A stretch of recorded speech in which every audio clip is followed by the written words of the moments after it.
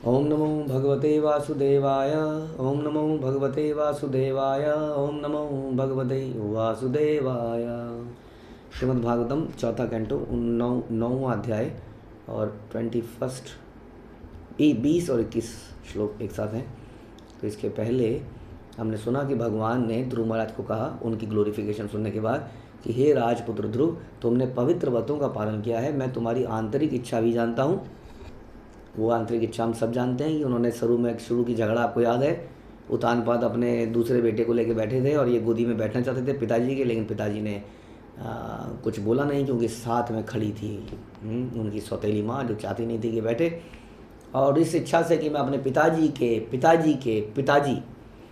उनसे भी बड़ा राज्य मुझे प्राप्त हो, ये हमारी इच्छा थी। भगवान ने कहा मुझे सब पता है, हाँ बड़ा मुश्किल, बहुत बड़ी डिमांड कर रही है तुमने, लेकिन फिर भी मैं तुम्हारी डिमांड को पूरा करने का प्रयास करूँगा।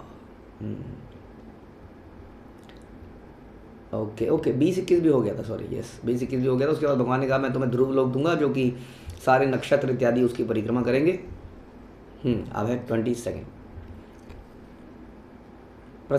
प्रसिस्थे तु वनम पित्रा दत्वा गाम धर्म संश्रय षट्त्रिशंद 30 वर्ष साहस्त्रम रक्षिता अव्याहत इंद्रिय। जब तुम्हारे पिता तुम्हें अपने राज्य का शासन देकर जंगल के लिए प्रस्थान करेंगे तो तुम लगातार 36,000 वर्षों तक सारे संसार पर राज्य करोगे। अब आप कहोगे कि ऐसा राज्य का क्या फ़ायदा, 36,000 साल तक राज्य करेंगे तो बूढ़ा बूढ़ा आदमी क्या राज्य करेगा। कई बार कहते हैं हमारी उम्र कितनी हो गई, 90 हो गई, 100 हो गई, 110 हो गई ना, क्या फ़ायदा है ऐसी उम्र का, बिस्तर में पड़े रहें वहीं पर मल त्याग रहे हैं, क्या फ़ायदा है ऐसी उम्र का। ऐसा सोचा जा सकता है ना कि इतनी बड़ी आयु का लाभ क्या है, जब बीमार पड़ जाएंगे और दूसरों पर डिपेंडेंट हो जाएंगे। लेकिन भगवान आगे बता रहे हैं कि तुम्हारी सारी इंद्रियां उतनी शक्तिशाली बनी रहेंगी जितनी कि वे आज हैं, तुम कभी वृद्ध नहीं होगे।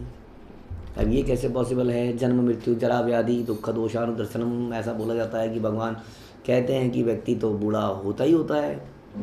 हाँ, लेकिन हमें ध्यान रखना पड़ेगा सारे प्रकृति के नियम भगवान के अंडर में हैं, भगवान प्रकृति के नियंत्रक हैं, इसलिए उनके लिए कोई मुश्किल नहीं है ये सब लॉज को बदल देना, नॉट डिफ़िकल्ट।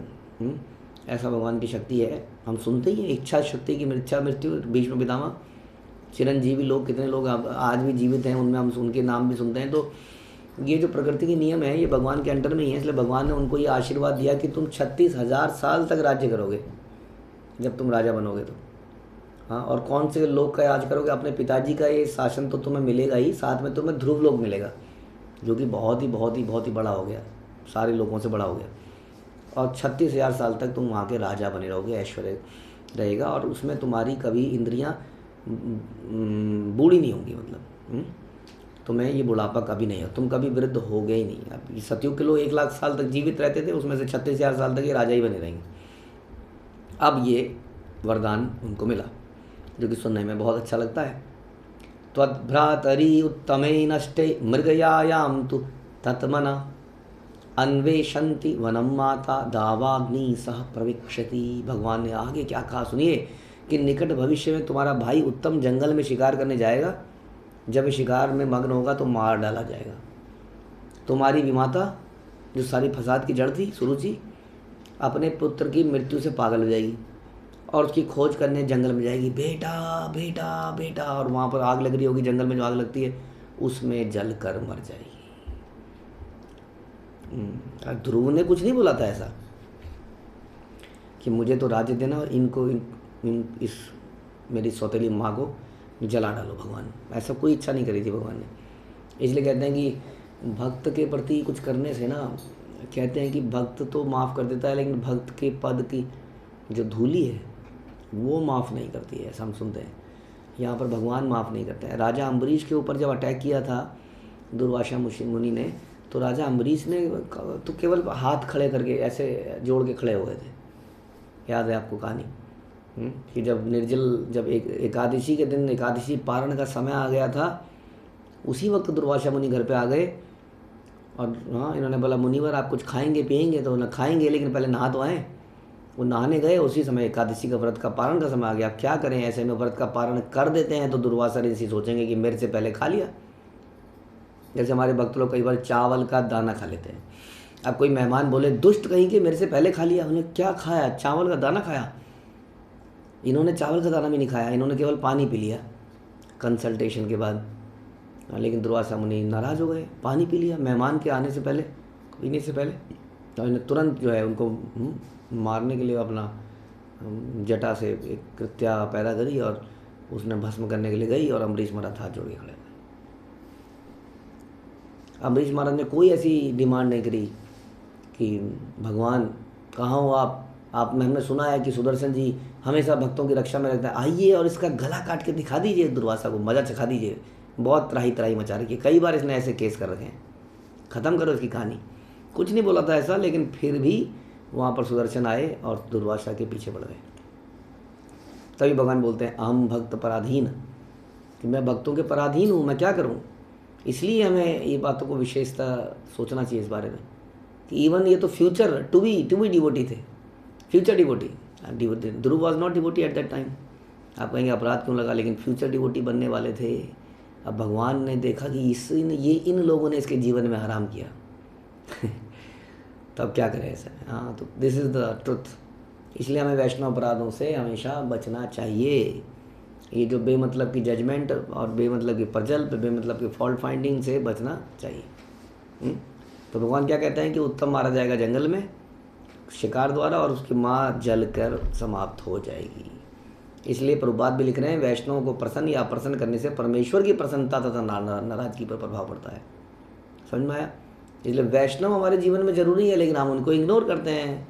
अक्सर हम इग्नोर करते हैं, अक्सर ऐसा देखा गया है। कईयों ने तो फिलॉसफी बना ली है, माला मिल गई, नाम मिल गया, भगवान मिल गए, तो अब क्या ज़रूरत है किसी की।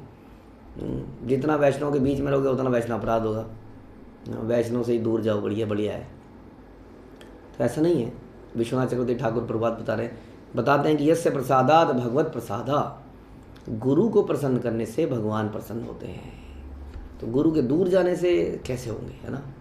हमें वहीं पे रहना पड़ेगा, हमें वहीं जलना पड़ेगा, तपस्या करनी पड़ेगी, क्षमा याचनाएं करनी पड़ेंगी, अपने आप को निम्न बनाना पड़ेगा। यही शुद्धिकरण है वास्तव में। हाँ, शुद्धिकरण का प्रोसेस यही है। जब हम टॉलरेट कर पा रहे हैं, जब हम फॉरगिव कर पा रहे हैं, वरना क्या शुद्धिकरण हुई हमारी है। और ज़रूरी नहीं है कि आप 64 माला कर रहे हैं तो शुद्धिकरण, क्योंकि ऐसा कई बार देखा गया है कि बहुत सारे लोग बहुत जल्दी उठ रहे हैं, बहुत जल्दी बहुत सारी माला कर रहे हैं, लेकिन आचरण में वैष्णव के प्रति दया, करुणा, क्षमा नहीं है, तो वो भगवान को प्रसन्न नहीं कर पाएगा। क्योंकि भगवान के सामने तो बड़े बड़े एग्जाम्पल हैं। हरिदास ठाकुर तो रोज़ 192 करते थे, कैसे इम्प्रेस करें ऐसे, बताइए आप। भक्ति सिद्धांत सरस्वती ठाकुर जो है दीक्षा ही तब देते थे तो 64 माला करते थे, तो कैसे इम्प्रेस करें हमारे इन मालाओं से। हाँ, लेकिन यदि हम क्षमा और करुणा ये दिखाते हैं तो देन हम भगवान को जीत सकते हैं। और यदि हम भक्तों के प्रति बिहेवियर में ये सब करते हैं तो जीत सकते हैं, ये बता रहे हैं इसमें। तो इसी तरह से यदि इसका उल्टा करते हैं हम, तो हम कितनी भी तपस्या कर लें हमारा कल्याण नहीं हो पाएगा। इष्ट्वा माम यज्ञ हृदयम यज्ञ पुष्कल दक्षिणै भुक्त्वा च इह आशीष सत्यांते माम संस्मारिष्यसि। भगवान ने आगे कहा, मैं समस्त यज्ञों का हृदय हूँ। तुम अनेक बड़े बड़े यज्ञ संपन्न करोगे और प्रचुर दान भी दोगे। बता रहे हैं कि आगे आगे तुम ये सब करोगे कि तुम्हारे हृदय में तो अब मैं ही हूँ। तो भक्त क्या करता है? भक्त तो केवल यज्ञ करता है, नाम यज्ञ, दूसरे यज्ञ। तो तुम भी यज्ञ करोगे और उस यज्ञ में तुम क्या करोगे? बहुत दान दोगे। इस प्रकार तुम जीवन में भौतिक सुख के वरदान को भोग सकोगे और अपनी मृत्यु के समय तुम मेरा स्मरण कर सकोगे। तो जीवन भी भक्तिमय जाएगा और अंत में मेरे पास आओगे। भगवान का सही आदेश सिखाने के लिए चलाया गया है। इसमें लिख रहे हैं, इस प्रकार हम निरंतर संकीर्तन यज्ञ करते रहेंगे और हरे कृष्ण मंत्र का जप करते रहेंगे, तब मृत्यु के समय हम अवश्य ही कृष्ण का स्मरण कर सकेंगे। प्रभुपाद कह रहे हैं कि जो जीवन में हम करते हैं वही मृत्यु के समय याद में आता है। ऐसा बिल्कुल नहीं है कि भगवान कीर्तन बोलते हैं अंत काले च मामेव स्मरण मुक्ता कलेवरम, लेकिन अंत काल में भगवान को याद करना इज़ नेक्स्ट टू इम्पॉसिबल, क्योंकि हमने जीवन काल में नहीं किया। हम ऐसे बहुत सारे लोगों को जानते हैं जो अंतिम समय में हैं, उनको बोल रहे हैं कम से कम अब तो कर लो, लेकिन वो कर नहीं पा रहे हैं। इसलिए पूरे जीवन में जो हमने करा होगा, ध्यान रखिए, वही स्मरण में आएगा। और जीवन में स्मरण में आना ना मृत्यु के समय बड़ा मुश्किल है कुछ भी।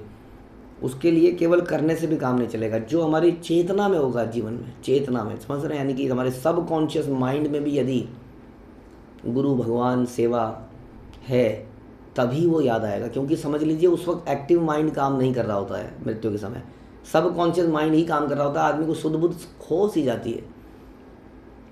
और सब कॉन्शियस माइंड में तो हमारे हमेशा कुछ और चला है, पैसा चला है, मान सम्मान चला है, ऊपर से भले ही हमने हरे कृष्णा बोला हो, लेकिन हमारे सब कॉन्शियस माइंड में तो कुछ और ही चला है।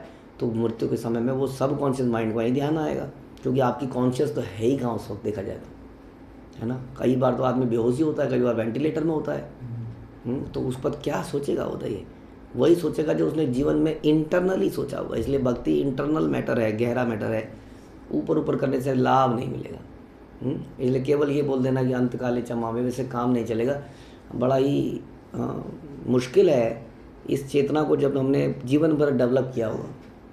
और कोई मुश्किल नहीं है यदि हम गुरु साधु शास्त्र की बातों के अनुसार जीवन को ढालते रहें, तोड़ते रहें, मरोड़ते रहें, और जीवन का पर्पज़ यही बना लें, तब ये प्राप्त हो पाएगा। ये इतना आसान भी नहीं है, ये भी समझने की बात है। इतना इसको सस्ता नहीं बना सकते आप, इट इज़ वेरी डिफ़िकल्ट। इसीलिए जनसंख्या भी बढ़ती जा रही है। पास तो कोई हो नहीं रहा है। जानवर योनि से मनुष्य योनि में लोग आए जा रहे हैं, मनुष्य योनि वाले जा नहीं रहे हैं, कहीं पर फेल हो जा रहे हैं इसी क्लास में। इसलिए यहाँ जनसंख्या धीरे धीरे फिर से बढ़ रही है। तो थोड़ी मेहनत करेंगे तो पास होंगे। हम बच्चों के पास होने के लिए हम बहुत लगे हुए हैं, हम फेल हो जा रहे हैं यहीं पर। इसलिए ये करना चाहिए। और साथ में बता रहे हैं कि प्रभुपाद बता रहे हैं कि हमें कृष्ण प्रसाद का वितरण जरूर करना चाहिए। धन वितरण की अपेक्षा ज़्यादा महत्वपूर्ण है प्रसाद का वितरण, क्योंकि धन का दुरुपयोग हो जाता है, लेकिन प्रसाद का दुरुपयोग कैसे होगा? अगर कोई प्रसाद फेंक भी देगा तो भी कीड़े मकोड़े जीव जंतु खा जाएंगे उसको, वहाँ भी लाभ होगा। इसलिए प्रसाद वितरण पे हमें ज़्यादा फोकस करना चाहिए। इसलिए प्रभुपाद ने जगह जगह पर प्रसाद वितरण के प्रोग्राम चालू किए हैं, जो आज भी चालू हैं। हर जगह प्रसाद वितरण होता है। इसलिए सड़क में इधर उधर किसी भिखारी को दान देने से बेहतर है ऐसे फूड फॉर लाइफ ऐसे प्रोग्राम्स में दान दीजिए जहाँ पर प्रसाद का वितरण हो सके, जो कि ध्रुव महाराज ने किया। तो इस प्रकार से यदि हम अपने जीवन में यज्ञ करेंगे, यानी कि भगवान की प्रसन्नता के लिए कार्य करेंगे, दान दक्षिणा करेंगे, लगे रहेंगे, नाम जप करेंगे, जीवन का पर्पस बना लेंगे, तो अंत में क्या होगा? मृत्यु के समय तुम मेरा स्मरण कर सकोगे। इसका लाइव एग्जाम्पल आएगा इसी कथा में कि क्या ऐसा हो पाता है। अब क्वेश्चन ये है कि ये सारे वरदान मिलने के बाद ध्रुव महाराज इससे कितने प्रसन्न हैं और क्या होता है, वट इज़ द डिज़ायर। क्योंकि ध्रुव महाराज ने तो कुछ और डिज़ायर्स करी थी अभी तक, जिससे पहले आपने सुनी थी। भगवान ने कुछ और चीज़ें पूरी करने की बोली, 36,000 साल, बूढ़ा ना होना, धन मिलना, इत्यादि इत्यादि इत्यादि। तो इससे एक भक्त को प्रसन्न होना चाहिए। क्या होना चाहिए, हम अगले प्रवचन में सुनेंगे। हरे कृष्णा। श्रील प्रभुपाद की जय। ग्रंथराज श्रीमद् भागवतम की जय।